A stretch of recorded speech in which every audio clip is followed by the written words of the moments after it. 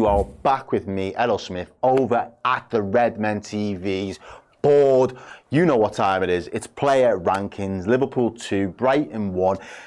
It was a bit of a slugfest. It wasn't easy, it wasn't pretty, but Liverpool are sitting top of the Premier League this weekend, and we cannot be pipped because all the other teams around us have already dropped points, and Everton have dropped points. It is the weekend of all weekends, ladies and gents. But let's dive straight into it with someone who keeps coming up with the goods at this moment for us, ladies and gentlemen. Keith Kelleher, another brilliant performance. There's nothing he can really do about the Brighton goal. It's an excellent finish. It comes off the inside of the post and goes back in. But then about 10 minutes later, he comes up with a massive save in the first half. When the ball does make its way past Virgil van Dijk, it breaks. I think it was Jorginho running through on goal, and Kelleher again stayed big, stayed strong, gets a leg, sticks a leg out, and keeps it at 1-0. Now, at that point in time, if Liverpool go on to concede 2 goals, I am not confident that we pull that game back in the manner in which we did. So that, for me, was a massive save to keep us in the game. It was Alisson-like. It was brilliant. He's been brilliant. I'd say he's been boss. What does the chat say? We've got Dickie Oy Red saying, "Hi, Sound. Dickie, we could do better than that." Andrew Walker said he was boss. Red Swan says, high sound, low boss, but wasn't great with his feet. Okay, I think that may be a fair observation. I think some of his passing today was a little bit off, but I'm not going to knock him too much. When he mattered most, the big stops and the saves, he was there to save the day. Yeah, Jerome says, high sound, low boss. He's tethering at the minute in and around here by your metrics, guys, not by mine. Low sound, low boss, high sound. Shall we leave him there? Would you be happy? Do I need to move him up, down, say up or down? Give me some indication. I think he should probably be in there. But you guys are saying here, this is your show. I need to know once and for all. People are saying border is fair. People are saying they're happy. Have you ever seen that show? What was it called now? Storage Hunters, where the guy's like, yep. So are we going once or are we going twice? Is Kelleher going to stay there, ladies and gentlemen? Stay. Everyone's saying up. People are saying up now. Kelleher was sound, right? I'm going to etch him and just put him there. His name could be on the bar. How about that? All right, cool. I think the chat is happy with that. We shall move to right back. Had a tricky assignment today. Matoma, we know he's got quality. We know he's got a PhD in dribbling. We know he moves with that ball. He is brilliant when it comes to taking defenders on 1v1, but I think Trent Alexander holds his own. I don't think he was particularly great with the ball at his feet in his distribution first half. He inverts a little bit in the second half, allows us to regain a bit more control in that midfield area. We don't get ran through as much. So the tactical tweak definitely worked. Did it really free up Trent to do what he does best? Did it really play to Trent's strengths? I'm not 100% convinced. But, again, I think he did help out. And I think in terms of the defensive task of keeping Matoma quiet, I think he absolutely nailed that. So I am going to go with a sound for Trent. Sound performance overall. It was good enough. Didn't have any standout moments. Didn't drop a howler defensively. For me, I think that's absolutely fine. Canate struggled at times defensively. I thought he was fine. I'm just going to go sound straight off the bat. He comes off at half time, ladies and gents. There's not a lot that he can do really there, if you're asking me. Comes off at half time. Hopefully he's not too injured. I thought defensively he was absolutely fine. I think him and Trent did deal with Matoma in that first half as a bit of a unit, as a bit of a pairing. I'm quite happy. To be fair, you could even do that if you wanted to kind of grade them a little bit. He does come off at half time with a slight injury. Fingers crossed. But yeah, Ebri was sound. Moving over to Virgil van Dijk. Again, moments in terms of his passes, you know, not the best. Trying to play a few balls in through the lines, and you know, the accuracy wasn't there. He does get beat for Jorginho to end up with that one-on-one. There was a few moments in his game today that I wasn't overly convinced with in terms of dominance and a dominant performance as you'd expect from your goalkeeper. But I think overall that consistent voice, that leadership, I think he was very sound in the end. People are saying low sound there. What else have we got? did try and take out a few of our players. Yeah, he was lower sound, probably one of his worst games this season. Virgil sound today, had a few dodgy passes. I agree. People saying Trent was not better than Konate. Trent did the whole 90 minutes and wrapped up Matoma, but what are you talking about? Blimey heck. Van Dijk was sound. Our midfield probably didn't help, yeah. Verge should have scored, yeah, and that was a big chance, that for me. The Verge one was a big chance. I'm going to go sound as well. I think defensively was fine. I think this guy deserves a minute to talk about him, ladies and gents. What was your thoughts on Tsimikas? I'm not going to give you mine yet. I'm going to give you the chance to get some of yours in, and I'll dissect them and unpack them. But let us know. We're on to Tsimikas. Kostas, I've got people coming through saying Kostas was boss. Boss today. The best defender, people are saying, was Tsimikas. Yeah, Kostas was boss. Do you know one thing I liked is it's already evident that Robertson is having a bit of a downward turn in form.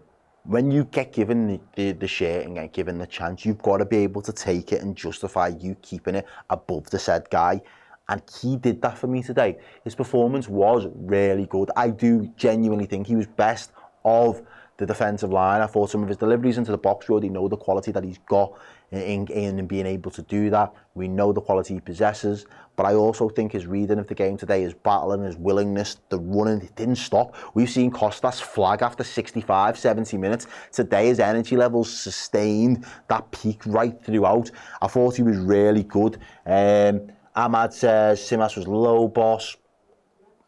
Red Swan says put some respect on his name.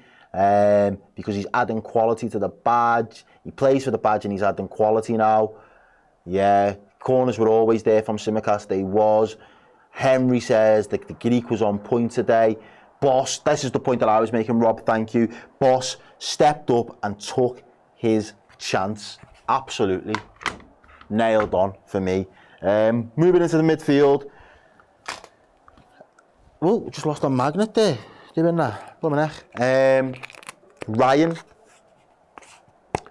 I'm not going to go in too much because I think this guy's been absolutely phenomenal and bloody brilliant for us so far this season. He really has. Today was an off day, especially in that first half. He really struggled at times in that first half to really try and get Liverpool on the front foot, try and play the ball through the lines. I've said it more often than not. This guy's MO, when he gets the ball on that half turn, he turns into space and he just wants to play the ball forward, whichever way he can. Whether he needs to spray it out wide or he just needs to play a little cute pass, 5 to 10 yards, he's got it and he's capable of doing it. There wasn't enough of that for me today. I thought he really struggled. I thought over the course of the game he started to get a bit more of a grip of it, but for large periods he was struggling. So for me, it is just going to be sound for Gravenberch. I don't know what your takes was. I can see some people saying sound, can be better, but he's never disappointed this season. It was mid-sound. I can see the comments there, generally in and around the sound. Apart from Gino says I'm delusional. I might be. But the rest of the chat might be delusional as well because they consider them to be sound. So argue with the chat. Next up, McAllister always seems to be in the bloody wars. I feel sorry for him because his body just must be battered black and blue, this lad. But another one, for me, struggled a little bit. I think it's hard to detach from the first and the second half because we were so poor in that first half, and it was predominantly down to the lack of aggression, the lack of intensity, and the lack of composure on the ball in midfield. We didn't string enough passes together. We wasn't winning enough individual battles. We was really, really struggling. So for me, I can't really place any of the midfielders in the high sound. He was all sound. Whole midfield got bullied. Yeah, Dave, I think you make a great point. Dave 126. McAllister even getting shouted at as you're messing. Do you know what? They've turned it round as a team though, because there would have been a few you messings. I can't even lie to you, there would have been a few if we wouldn't have pulled this game back, especially how the rest of the weekend's gone in the league. But I am going to go for another sound in McAllister there. Same can be said for this lad. I think the same can be said for him. I think all three of the midfielders today was just sound. I don't think they stepped up. I don't think any of them had a particularly good game. I think the longer the game went on, I think the more they started to grow into it. And in the second half, they did start to insert a little bit of dominance over the likes of the Brighton midfield. But at times they struggled, and they really was exposed with certain frailties today. Make no mistake about that. Okay, the front three. Cody's done it again. 3 goals, 2 games against Brighton so far this week.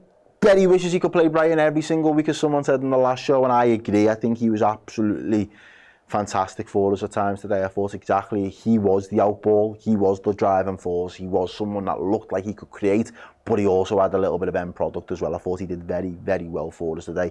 Another goal coming out wide. Maybe cross-turn shot. Nunes ducks out of the way of it. Doesn't matter. It finds its way into the bottom of the goal and gets us back into the game. And I thought from that moment, Liverpool just went up a couple of gears. Yeah, I can see all the chat there saying, boss, boss, boss. He was sound. First time he was MIA. First half, King Cody, I'm getting in there. High sound, high boss. He's been brilliant. You guys know ball, because Cody Gakpo again potentially could be another man of the match performance from Cody Gakpo, but we will see. We will see. Darwin Nunes working hard again, grafting. I think as well, as much as I could say they were all sound, it'd almost be fair to say that all of the strike force from Liverpool today were at least in and around the boss section.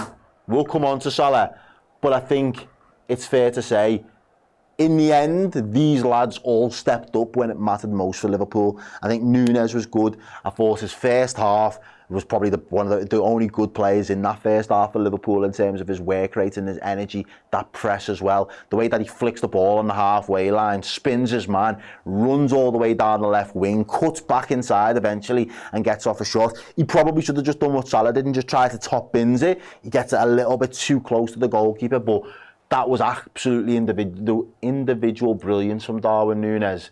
But Salah, second half, we're going to keep saying it, he's a guy that lives off moments at this moment in time, because he wasn't having the best game. He wasn't doing the most. Darwin Nunes, again, the link-up play is there from 1 to 2. Straight ball, Szoboszlai flicks it.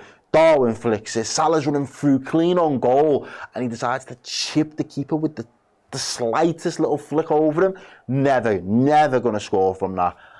And then 10-15 minutes later, Liverpool are back in the game. Salah needs a big moment. The ball comes out to him and he makes absolutely no mistake, because he thunder bastards it right into the top bins, leaves the keeper with absolutely no chance. So it was brilliant. But I think where the game was won today, ladies and gents, it wasn't necessarily these lads that started.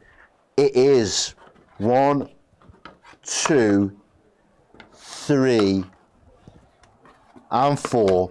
Bradley will get his flowers as well. I'll give him a little mention towards the end. But in the order that they came on, I told you where all my subs were going before this show even started, so do not be surprised. Boss. Chat, tell me about Joe Gomez. That's our third choice centre-half at this moment in time. Third choice, by the way. If Konate's fit, Konate starts. If he's not, Gomez starts. He was brilliant. Absolutely brilliant. You would have thought that Konate was still on the pitch in terms of the level of dominance and physicality that was still there. Not only that, we've still got the aggression and the recovery pace from Joe Gomez. It was brilliant today. Big blocks, big challenges, presence, bringing that aggression into the pitch. It was exactly what Liverpool needed in that second half. Yeah, end of the level boss Joe Gomez. It really was one of those performances from him, and he very nearly had 2 goals. A guy that never scores, has never scored a goal for Liverpool, nearly ended up with 2 goals, both headers on target.